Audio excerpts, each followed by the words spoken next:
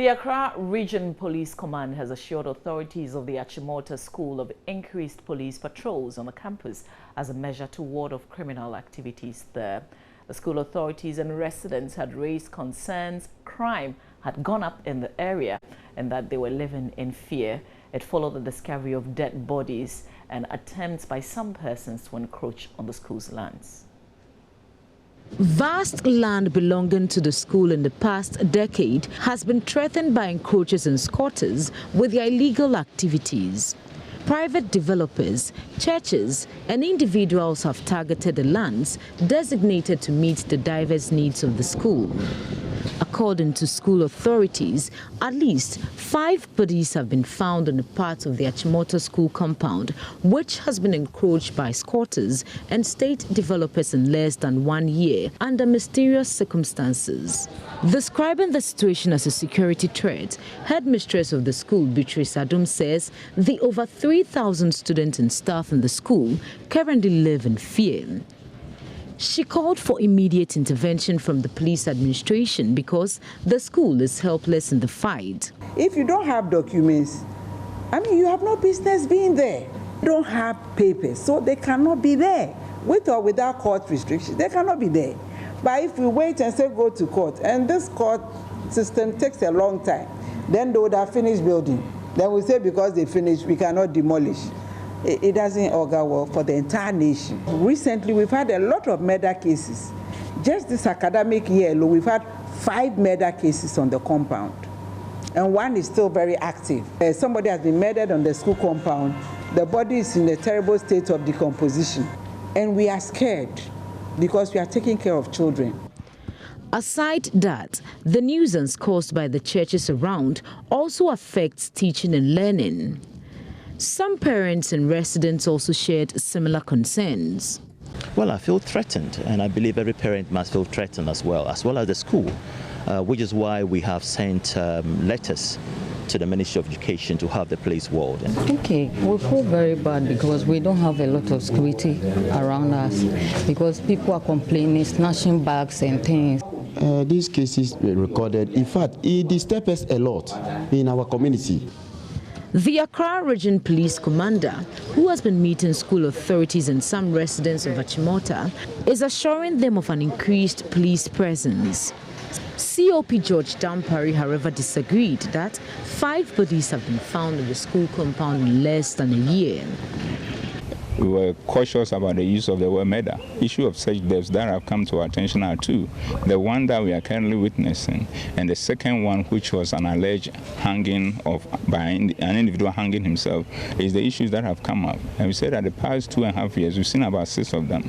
But the important thing is this: the other issues of somebody probably stopping somebody, which is a purely separate criminal thing that has been handled. About 3 that has come to the attention. All those things are being investigated in accordance with an issue of murder. We are going to walk the community, and I've given instructions to the command at the level and also the divisional command, and also the region. I myself and my team will come around, and especially Achimota Forest itself, to see what actually is there that we can work on to improve security, working with any stakeholder whose responsibility is to keep the forest.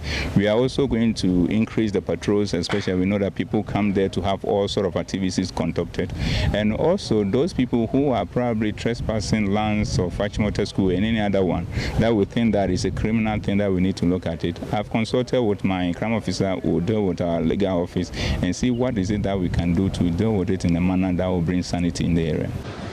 Matilda Pumaga for Joy News, Accra. Meanwhile, the Accra Regional Police Command has begun a community outreach program in Accra to interact with residents over issues bordering on peace and security. Accra Regional Commander COP George Dampari made his first stop at Achimota to interact with chief and opinion leaders in the community, assuring them of increased police presence. So this whole idea of community police engagement model is to ensure that we bring the supply-driven methods and the demand-driven methods to a center so that we fuse the 2 together in order to achieve better results. And we feel that achieving better results and bringing everybody on board will make we will continue to make our country safe, the metropolis safe, and by extension the country, and Ghana will continue to be envy of the world. And it's a sustainable program, like I said, myself spending the whole day in the community, and thereafter my divisional commander for the area also spending the whole day in the community at a future date to assess the work that we've done on the issues that we've agreed on and moving forward in order to keep improving. The important thing is that this will not take anything away from what we are doing already. The patrols are ongoing, both by uniform and plainclothes people that people cannot see. Where we need to put people in various intersections are also being done, with the visibility people also at the various points. So this is in addition to what is currently going on. By now, beyond we doing all what we are doing, we are bringing the community on board and engaging them in a way that will help us to improve upon what we are doing. And where, after engaging with the community, as we are doing today, we need to change probably where we are patrolling or spend more time at one particular location instead of the other, we will do that. Where we have to bring in more patrol, move resources from a place that is not needed now to where it is needed, we will do that. So it's all about strategizing to make maximum use of the resources that we have and getting everybody on board and building the necessary confidence with the public so as for them to be able also to come forward, and more importantly, the thing that we need most to solving crime, sharing information in the form of intelligence, and for us to move on it and do that. And I know it is going to happen. And you were talking about sustainability, and I've shared with you that this is not an individual project, even though it's an initiative by an individual at the regional level. It's going to be incorporated in our things that we do in such a way that everybody will get on board. COP Dampari also says the initiative will be replicated in the 14 divisions in the region to combat crime. We still stay with matters of security because security expert with the Kofi Annan Peacekeeping Training Center, Dr. Kwesi Anin, is calling for a paradigm shift in Ghana's security system from the current strict military intervention to a forensic one. According to him, the increased rate of terrorism and suicide activities cannot be won with military interventions if a forensic scientific database is not developed by the country. Speaking at a seminar organized by the Forensic Science Department of the University of Cape Coast, Dr. Anin warned the country is treading dangerous grounds if it concentrates all its efforts in the military whilst ignoring scientific interventions that can eliminate such terrorists. Forensic science draws on several areas in the sciences to help law enforcement agencies in their investigations. It is a critical component of the sciences that helps in the effective delivery of the justice system and, more importantly, a central pillar in the detection of crime. According to Dr. Kwesi Anin, with an increasing rate of terrorism and other criminal activities across the world, any country that has a weak database like Ghana is most vulnerable and can easily be surprised. Speaking at a seminar organized by the Forensic Science Department of the University of Cape Coast, the security expert with the Kofi Annan Peacekeeping Training Center called for the establishment of a DNA database, a major step that can assure foreign investors of security in the country's economy. When something happens, it is the military that should go in first. Guns blazing, let's destroy the enemy. Unfortunately, what happens when the military leads, particularly in the war on terror, is that by leaving the police behind, by not taking the forensic scientists, the evidence is trampled upon so badly that you cannot collect forensically enough evidence to present before a competent court of jurisdiction. The head of the Forensic Science Department of the University of Cape Coast, Dr. Richard Afuakwa, underscored the need for Ghana to pay urgent attention to the development of forensic science in the country. Richard Kodonyakos reports for Joy News. The National Disaster Management Organization will not be able to provide relief should there be serious disaster in the country. Acting National Coordinator Brigadier General Francis Sanziri warns this is because the organization is indebted to its suppliers to the tune of over 40 million cedis, a situation he says has compelled the contractors to suspend supply and have further resorted to the law court to get their monies paid. The development is said to have depleted the stores of NADMO, making it unreliable and incapable of responding to any serious disaster. Responding to audit queries raised in the 2012 and 2013 Auditor General's report, Brigadier General Sansiri said the organization is yet to settle a 40 million debt it owes its contractors. According to him, most of the suppliers have suspended business with NADMO and have resorted to the courts to get their monies paid. According to him, money released by government was only able to pay for debt incurred in 2015, which mainly came from supplies for relief items for victims of the June 3rd flood and fire disaster. He explained that the organization was directed by the finance minister to pay the 2015 debt, a situation which infuriated their suppliers who are yet to be paid for work done in 2014. We presented a our total indebtedness to Ministry of Interior and to Ministry of Finance. But when the monies were released, or the check was released, the letter that accompanied the check was very specific, that for the payment of June 3rd suppliers, and it tallied with the total amount that was the June 3rd suppliers had given. So there was no option for NADMO to change by using that to pay 2014. So we definitely had to pay 2015, and that is why 2014 is still outstanding. Brigadier General Sansiri has also been responding to audit queries raised against the organization, including dead persons still receiving salaries. Last year when I was appointed and I went there, that was what was going on. It was central pitches. And this year, we're equally going to do central pitches. It's not going to be decentralized. I agree, but whether or not the procurements are at the central point, even when you dispatch to the various districts and all offices, it's still, when they are taking it out, it still has to be put in the voucher, in the ledger. You agree? So necessarily procuring at the central point doesn't cure this, because the stuff will be there. When it's getting out of stores, it still needs to be recorded that this and that was taken for this disaster situation. So I think that it's more of an internal, strengthening your internal monitoring mechanisms and making sure that even when procurements are not done at that level, they will still be giving out these items that have been procured. You sure should have a say on this, knowing that the only disaster management organization we have here in our country is not capable of handling, as it is now, any major disaster. Send me your comment on WhatsApp on 0560 800,000. We'll do our last story before we wrap up the AM News. The Bosa South District Assembly in the Upper East region has impounded a truck loaded with some 859 pieces of logged rosewood. This was during a joint operation with a detachment of the Ghana Armed Forces to crack down on activities of illegal chainsaw operators. Activities of illegal chainsaw operators have been rife in the Bosa South District over the years.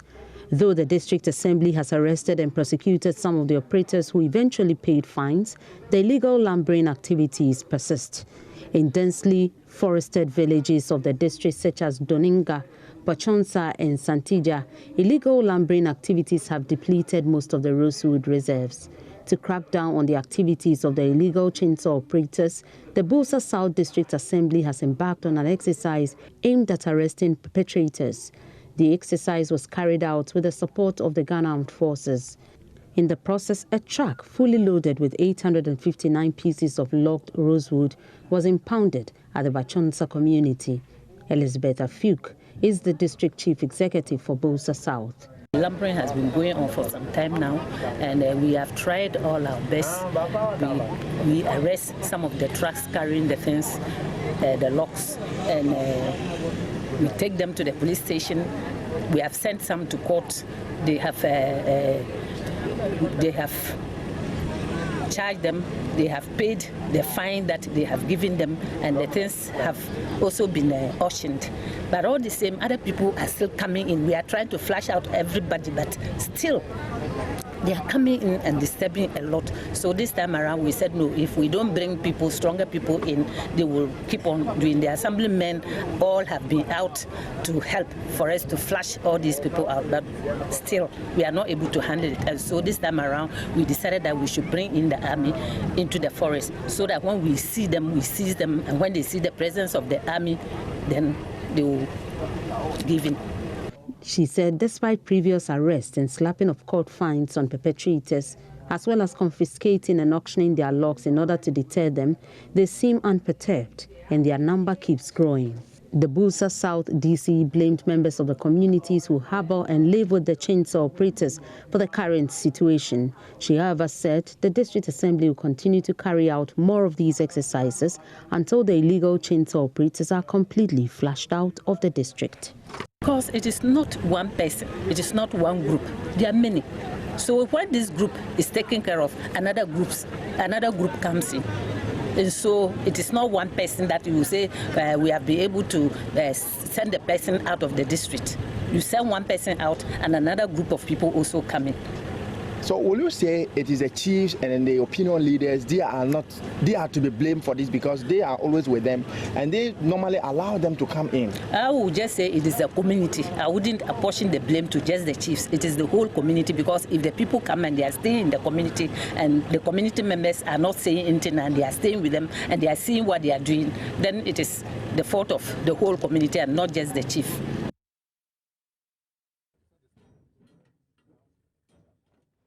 And that's it for the AM News. I've got some news to share with you, but I know that people are sending messages on WhatsApp, so let's read a few of those messages on 0568000. This one says, good morning. Mama Ghana is noted to be one of the peaceful countries in Africa. We should therefore be careful and caution political parties on the activities that can cause the nation and disturb the peace we're enjoying during this year's elections. That's from Inusa from Salaga. That's a good call. Thanks for the message. This one says, good morning, Mamavi and Roland is always complete when I start with you. That's from Chief in the Tyne district in the Bono Ahafo region. This one says, yes, Mamavi, NADMO donates to even accidents caused by an inevitable mistake of some company at okay, I've got to take my time and read your message. I think so. This one says, you're looking gorgeous. Well, thank you. I hope Roland too is fine. Anyway, I'll be glad to see you in Ejira, Secretary Dumase Municipality, to witness development projects and touching lives policy by Honorable Mohammed Salisu Bamba. Right now, he's providing good clean water for his constituency. And that's from Shamsuddin in Ejira. I hope that this is a fair report from what you see, but it's not because you are in his camp, sort of. But if this is what he's doing, that's good. Good for you. You live in the community. This one says, it is always a great pleasure watching the most educative morning show in Ghana. And anyway, we must be serious as a nation. How can NADMO be indebted with this huge amount of money? It is really alarming, and may God save us from any calamity. That's from Abdullah Razak in Tamale. Okay, so today is a special day. It's actually the Queen of England's 90th birthday. Just to share a little bit, last year the Queen asked, and Patrick, you have to put it here for me because I can't see properly on this one. I'm going to share a little bit of what's happening today as the Queen celebrates her 90th birthday. Okay.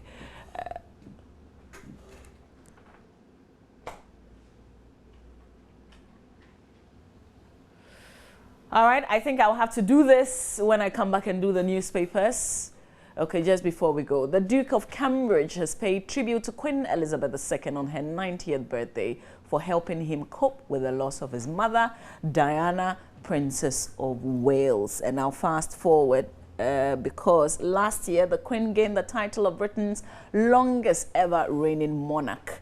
On Thursday, she achieved another milestone as the nation's first sovereign to celebrate her 90th birthday, and that's today. She plans to mark the day with a walkabout near her main residence in Windsor, west of London, before lighting a beacon relay in the evening. Everything you need to know about Britain's royals, and this is what we're picking from the BBC. So Patricia Agasu says, when you say happy birthday to the Queen, you've got to say, long live the Queen. And on that note, I've got a piece of inspiration, and then I'll let you know what's happening in the newspapers today and a few of the online portals.